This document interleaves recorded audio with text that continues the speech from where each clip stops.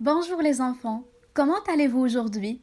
Je me présente, je m'appelle Nassima et je suis animatrice pour l'association Kenyamaken. Aujourd'hui, je vous propose une activité de français à l'occasion de la Journée mondiale des océans. L'objectif de cette activité est de parler de la protection des océans. Pour réaliser cette activité, vous aurez besoin de feuilles blanches, d'un stylo et de crayons de couleur. Vous êtes prêts? Aujourd'hui, j'ai besoin de votre aide pour protéger nos océans. Vous savez que les océans et les mers recouvrent 70% de notre planète et qu'ils représentent 97% de l'eau sur Terre. Ils connectent les hommes, fournissent nourriture et oxygène, régulent notre climat en absorbant près d'un quart du CO2 produit et abritent une grande diversité d'espèces. C'est pourquoi il est important d'en prendre soin. Vous voulez bien m'aider à trouver une solution? Commençons par cette première image. Qu'est-ce que vous voyez? Et quels sont les éléments dangereux pour nos océans et que l'on voit sur cette image? On voit des déchets jetés dans l'eau, comme une bouteille, une canette ou encore un sac plastique. On voit également de l'eau sale, sûrement les égouts. On voit aussi des déchets radioactifs. Vous savez, ce sont les déchets des centrales nucléaires qui produisent de l'électricité par exemple. Et enfin, on voit un bateau qui transporte du pétrole, un pétrolier qui est endommagé. Le pétrole s'écoule donc dans l'eau. C'est vraiment horrible. Que pouvons-nous faire selon vous? Les enfants, je vous donne quelques mots de vocabulaire pour vous aider à former des phrases.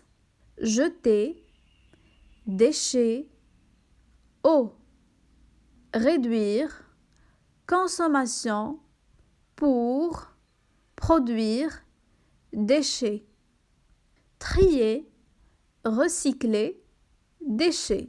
Alors mes amis, vous avez pu former des phrases pour protéger nos océans? On pouvait dire par exemple ne pas jeter de déchets dans l'eau ou réduire sa consommation pour produire moins de déchets. Car même si nous n'habitons pas près de la mer ou de l'océan, nos trop nombreux déchets jetés à la poubelle finissent souvent dans la mer. Et la troisième phrase, trier et recycler nos déchets. Maintenant, passons à une autre image. Que voyez-vous sur cette image? Très bien, nous voyons un immense bateau de pêche avec un grand filet rempli de poissons. Alors les enfants, quel est le problème de cette photo à votre avis? Bravo les enfants, avec cette technique de pêche, beaucoup trop de poissons sont pêchés et parfois d'autres espèces menacées comme des dauphins ou des requins. Ils meurent dans ces filets, ce qui diminue leur population. Ce sont les conséquences de la pêche dite industrielle. Alors mes chers amis, que pouvons-nous faire? Je vous donne des éléments pour vous aider à faire des réponses. Créer, espace protégé. Changer, technique.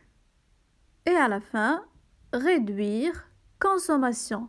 Alors, vous avez des idées? Mes amis, voici les phrases que je propose. La première, créer des espaces protégés pour que les espèces marines puissent se reproduire et augmenter leur population. La deuxième, changer de technique de pêche. Et la troisième phrase, c'est un conseil que chacun peut suivre. Réduire et varier notre consommation de poissons. Voilà de belles idées. Est-ce que vous avez d'autres propositions pour protéger les océans? Proposez vos idées en commentaire de cette vidéo et partagez également sur nos réseaux sociaux tout ce que vous avez appris aujourd'hui sur la protection de nos océans. Avant de se quitter, je résume le vocabulaire que nous avons vu. L'eau, les déchets, les égouts et la consommation. Et voici tous les conseils que nous avons formulés ensemble. Changer de technique de pêche, réduire et varier notre consommation de poissons, ne pas jeter de déchets dans l'eau et trier et recycler nos déchets. J'espère que cette activité vous a plu. On se retrouve bientôt pour une nouvelle activité et d'ici là, protégez nos océans. Au revoir.